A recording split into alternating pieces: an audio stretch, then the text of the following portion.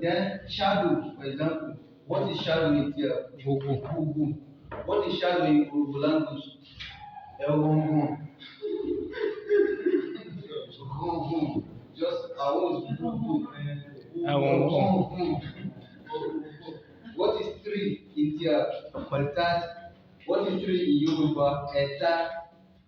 What is three in Edo? Eha. What is three in Ibera? Eta. What is three in Igbo? Ato. Ato, yes. So what is going to be the amount of a lot of similarities? For example, this all of them for you will speak here. So that's why all of them they are all that very Congo language. They are all related.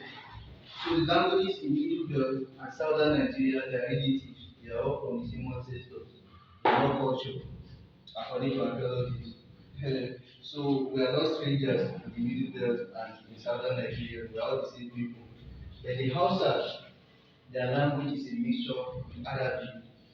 So they borrow a lot of words from Tia. They borrow a lot of words from Yoruba. They borrow a lot of words from all over the Middle Belt.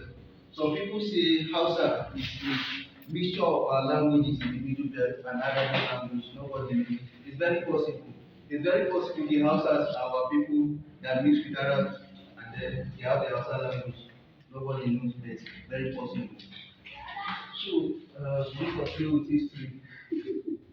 Or should we go to our content? Yeah. I think you have come to the level where some of the younger ones